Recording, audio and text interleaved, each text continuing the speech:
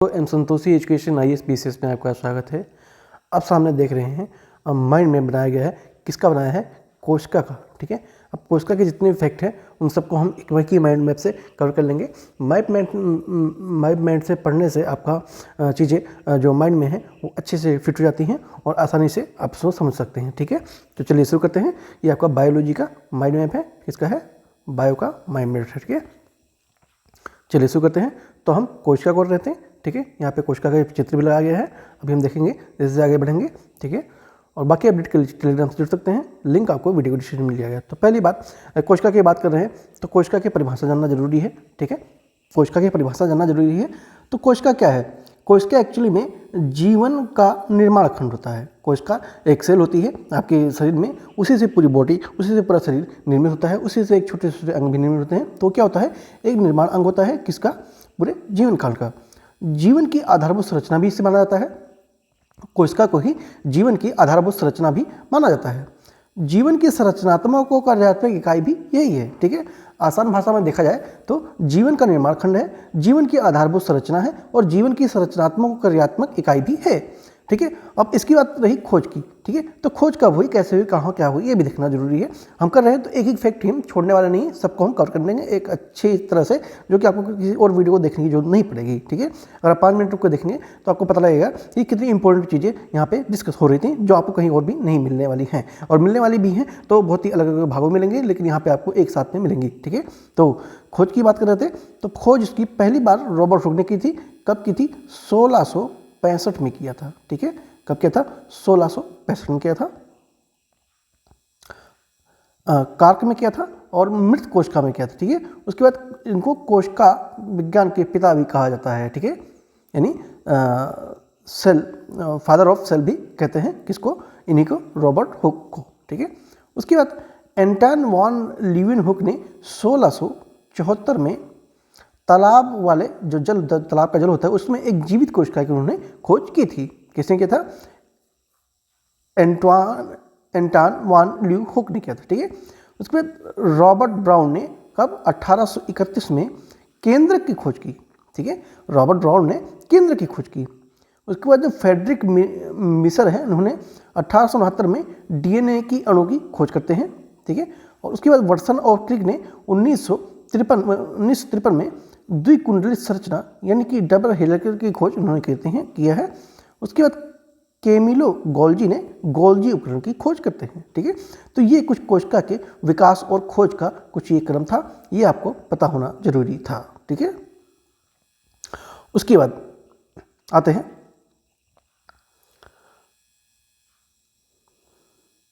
कोशिका के प्रकार देख लेते हैं। ठीक है, ये आपका कोशिका के प्रकार यहाँ पे है इधर। ठीक है, तो कोशिका एक्चुअली में 2 प्रकार की होती है, एक प्रोकैरियोटिक होती है और एक यूकैरियोटिक कोशिका होती है। ठीक है, तो प्रोकैरियोटिक कोशिका क्या है? ये छोटा सामान एक कोश की होता है और केंद्रक अनुपस्थिति होता है इसमें, और केंद्र भाग भी केंद्र झिल्ली की अनुपस्थिति में होता है। जैसे एग्जाम्पल बैक्टीरिया, साइनोबैक्टीरिया, माइकोप्लाज्मा, ये कुछ प्रोकैरियोटिक कोशिका के एग्जाम्पल हैं। उसके बाद यूकैरियोटिक में अगर देखा जाए तो ये एक बड़ा, जटिल और एक कोशिकीय तथा बहुकोशिकीय भी हो सकता है। केंद्रक और केंद्र झिल्ली और रेखीय DNA भी इसमें देखने को मिलते हैं। एग्जाम्पल की बात करें, पादपों में और जंतुओं में देखने को मिलता है। ठीक है, उसके बाद आएंगे कहेंगे कोशिका के भाग को देखेंगे। ठीक है, कोशिका को भाग को देखेंगे। ठीक है, कहाँ पे है? यहाँ पे है। ठीक है, तो इसमें 4 चीज़ें होती हैं। ठीक है, पहला क्या होता है? केंद्रक होता है। ठीक है, केंद्रक होता है। उसके बाद केंद्र भित्ति होती है, कोशिका झिल्ली होती है, और आपका चौथा ये कोशिका द्रव्य देखने को मिलता है। ठीक है, अब एक और देखेंगे। पहले बात केंद्र की बात करते हैं। ठीक है, केंद्र की बात करते हैं तो ये सबसे बड़ी कोशिका संरचना मानी जाती है कोशिका के अंदर। ठीक है, क्या मानी? सबसे बड़ी कोशिका संरचना मानी जाती है और इसे कोशिका का दिमाग भी कहते हैं। ठीक है, उसके बाद इसके केंद्र के घटक को देखेंगे। इसमें केंद्रक आवरण होता है और केंद्रक द्रव्य दोनों शामिल हैं। तो केंद्रक आवरण में झिल्लियों का बना हुआ जो केंद्र को घेरे रहता है। ठीक है, यहाँ पे आप देख सकते हैं ये कुछ आपकी कोशिका है, ये आपका केंद्रक है। ठीक है, और ये आपका जो घेरा हुआ है यही आपका ये है। ठीक है, घेरे बने होते हैं और केंद्र को कोश का द्रव्य का पृथक करता है। ठीक है, केंद्र को कोश का द्रव्य से पृथक भी करता है।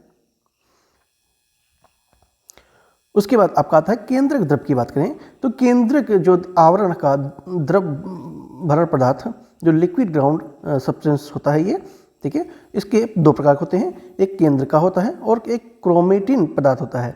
तो केंद्रिका में संख्या में एक या एक से अधिक हो सकते हैं और उसके बाद प्रोटीन निर्माण केंद्र भी राइबोसोम यहाँ पे होते हैं। और क्रोमेटिन पदार्थ की बात करें तो ये धागों के समान गुथा हुआ एक द्रव्यमान होता है। और इसकी गुणसूत्र की बात करें तो इसके महीन धागों के समान कोशिका के विभाजन इसमें होता है, ठीक है। और घटक इसमें डीएनए जीन से मिलकर बना हुआ होता है और जो प्रोटीन से भी बना होता है। इसमें 23 युग्म होते हैं, 22 युग्म के होते हैं अलिंग सूत्र होते हैं और एक युग्म लिंग सूत्र होता है, ठीक है, जैसे XX क्रोमोसोम और XY क्रोमोसोम, ठीक है। तो ये इसके गुणसूत्र होते हैं।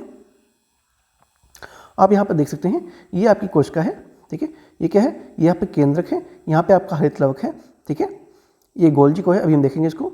और ये आपका केंद्रक झिल्ली है, क्या है, केंद्रक झिल्ली ये है, ये प्लाज्मा झिल्ली है, ये देख सकते हैं प्लाज्मा झिल्ली है। और ये बाहरी कोशिका है, ये वाली जो होती है बाहरी कोशिका है। कोशिका भित्ति आपको ये वाली देखने को मिल जाएगी। माइटोकॉन्ड्रिया, ये आपकी माइटोकॉन्ड्रिया है। राइबोसोम की बात करें तो ये आपका लाइबोसोम है। और हरित लवक यानी क्लोरोप्लास्ट, ये आपका क्लोरोप्लास्ट है। केंद्र कोशिका द्रव की बात करें तो ये आपका जो बीच में तरल पदार्थ है ये कोशिका द्रव है, ठीक है। और लाइसोसोम की बात ये आप यहाँ पे देख सकते हैं। और ये खुरदरी अंतर्जालिका, ये आपको मन कहते हैं इसको। और यहाँ पे चिकनी अंतर्दायिका ये वाली होती है, ठीक है। तो ये आपने इसका चित्र भी देख लिया है। और उसके बाद चलते हैं आगे कोशिका भित्ति में, ठीक है, कोशिका भित्ति में चलते हैं, ठीक है। ये वाला इस वाले का हम कवर कर रहे हैं, क्या करते हैं, कोशिका भित्ति करते हैं, देखते हैं, ठीक है। तो आकृति निर्धारण, यांत्रिकी, सामर्थ्य एवं मजबूती प्रदान करता है। जैसा कि आप लोग देख रहे हैं कोशिका भित्ति, ठीक है, कोशिका भित्ति, तो ये इसके चारों ओर फैला हुआ है, जिससे ये क्या प्रदान करता है, इसको एक सुरक्षा वॉल प्रदान करता है, ठीक है। उसके मुक्त रूप से ये परागम्य और निर्जीव होता है। पौधों में सेलुलोस का बनाना इसी का उदाहरण है। बैक्टीरिया पेप्टिकोलाइन होता है। और कवक की बात करें तो चीटीन का बना कवक होता है इसमें, ठीक है। कोशिका झिल्ली की बात करें, ठीक है, किसकी बात करें, कोशिका झिल्ली की बात करते हैं। तो इसमें पतली, लचीली और जीवित होती है। ये कैसी होती है, पतली, लचीली और जीवित होती है ये। इसी की बात हो रही है यहाँ पे, ठीक है, केंद्रक झिल्ली या कोशिका झिल्ली, इसी की बात हो रही है। और ये संगठित संरचना प्रदान करता है एक तरह से। वर्णात्मक परागम झिल्ली होती है। संगठन की बात करें तो प्रोटीन और लिपिड से ये बना होता है, ठीक है। उसके बाद आते हैं हम अपने चौथे ऑप्शन पे, केंद्र कोशिका द्रव्य, ठीक है, किसकी बात कर रहे हैं हम, कोशिका द्रव्य की बात कर रहे हैं, ठीक है। इसमें है क्या कोशिका द्रव्य, ये रहा, ठीक है, ये रहा आपका कोशिका द्रव्य, ठीक है। तो ये एक्चुअली में प्लाज्मा झिल्ली एवं केंद्रक आवरण के बीच उपस्थित होता है। इसमें कोशिका अंग की उपस्थिति होती है और काइटोस जलीय भू पदार्थ इसमें देखने को मिलता है, ठीक है। तो आप लोगों ने चित्र के माध्यम से अच्छे से इसको समझ लिया है। और हम ऐसे ही माइंड मैप के माध्यम से सारे सब्जेक्ट को कवर करने वाले हैं। चैनल पर नए हैं, सब्सक्राइब जरूर कर लीजिएगा, बेल आइकन को प्रेस करना बिल्कुल न भूलें। और वीडियो अगर अच्छी लगी तो प्यारा सा लाइक जरूर कीजिएगा और सजेशन देना बिल्कुल न भूलें। अब आगे चलते हैं। आगे हमारा क्या यहाँ बचा है, हमारा बच रहा है कोशिका अंग देख लेते हैं, ठीक है। कोशिका के अंग देखेंगे, उसके बाद विभाजन को देखेंगे, ठीक है। तो ये रहा आपका कोशिका के अंग, ठीक है। इसमें कई सारे अंग होते हैं, जैसे कि यहाँ पे वो जो शो हुआ है, ठीक है, ये गोल्जी का है, राइसोवोम, ठीक है, ये सब इसमें यहाँ पे दिया हुआ है, यही देखेंगे हम, ठीक है। तो कोशिका अंग की बात करें तो माइटोकॉन्ड्रिया होता है, लाइसोसोम होता है, गोल्जी उपकरण होता है, गोल्जी काय होता है, या अंतः प्रद्रव्य जालिका होती है, और रिक्तिकाएँ या रसधनियाँ होती हैं, साथ में लवक भी देखने को मिलते हैं। तो एक एक को करके हम देखेंगे। पहले हम देखते हैं माइटोकॉन्ड्रिया को, ठीक है। तो माइटोकॉन्ड्रिया को कोशिका का पावर हाउस भी कहते हैं, यानी कि कोशिका का ऊर्जागृह भी इसे कहते हैं। और ये ऊर्जा जो मुद्रण भी इसका करता है। उसके बाद इसमें दो झिल्लियाँ होती हैं, एक तो बाहरी छिद्र होता है और दूसरा एटीपी संश्लेषण होता है। और इसका खुद का डीएनए और राइबोसोम देखने को मिलता है आपको। उसके बाद लाइसोसोम की बात करें तो कोशिका का आत्मघाती थैला भी इसको कहते हैं, ठीक है, आत्मघाती थैला भी लाइसोसोम को कहते हैं। गोल्जी का उपकरण की बात करें तो ये एक उत्तरोत्तर केंद्र की ओर उन्मुख होता है, ठीक है, साथ में उत्तरवर्ती यानी कि ट्रांसफेस कोशिका झिल्ली की ओर उन्मुख होता है।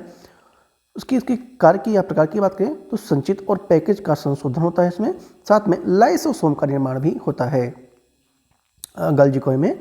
और उसके बाद जालिका की बात करें तो ये रुक्ष अंतःप्रायद्रव्य जालिका होती है, साथ में प्रोटीन निर्माण राइबोसोम उपस्थित इसमें देखने को मिलता है। चिकनी अंतःप्रायद्रव्य जालिका होती है, वसा एवं लिपि का संश्लेषण होता है और राइबोसोम अनुपस्थित इसमें होता है। उसके बाद रिक्तिकाएँ या रसधानी की बात करें तो पौधों में ये होता है, बाहरी और स्पष्ट अस्थायी होता है, साथ में स्फीति तथा कठोरता भी इसे प्रदान करता है यही।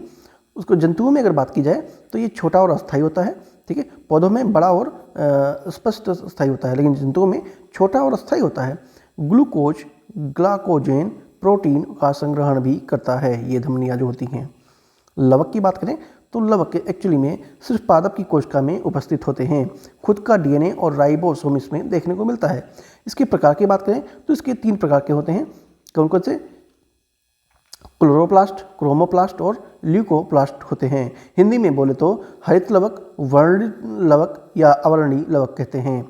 हरित लवक की बात करें तो ये पर्णहील नामक हरा वर्ण का संग्रह करते हैं। वर्णीय लवक की बात करें तो ये रंगहीन वर्ण का संग्रह करते हैं। अवर्णीय लवक का बात करें तो ये स्टार्च, वसा, प्रोटीन, कर्णिका यानी कि ग्रेनुअल का निर्माण करते हैं, ठीक है। तो ये आपका समाप्त होता है, कोशिका के अंग को हमने कर लिया है। आई थिंक आप लोग चीज़ समझ आएगी। आपका एक ही बचा है, कौन सा बचा है? कोशिका का विभाजन, ठीक है। तो ये एक चरण में होता है, उसके बाद इसके प्रकार भी होते हैं। चरण की बात करें तो ये GI वृद्धि करता है, साथ में S DNA संश्लेषण करता है। उसके बाद G2 वृद्धि एवं समसूत्री विभाजन की तैयारी करता है, साथ में M अर्धसूत्री का भी ये इसमें एक प्रक्रिया है। प्रकार के देखें तो ये समसूत्री होते हैं और अर्धसूत्री होते हैं। समसूत्री की बात करें तो सोमेटिक कोशिका देखने को मिलती है, कोशिका का केंद्र विभाजन इसमें देखने को मिलता है। द्विगुणित या दो अनुजात कोशिका इसमें देखने को मिलती है। अर्धसूत्री की बात करें तो रेगाणु कोशिका, केंद्रक द्विविभाजन और अगुणित कोशिका 4 अनुजात कोशिकाएं देखने को मिलती हैं। तो ऐसे आपका समाप्त होता है, ये कोशिका का जो चैप्टर है वो समाप्त होता है।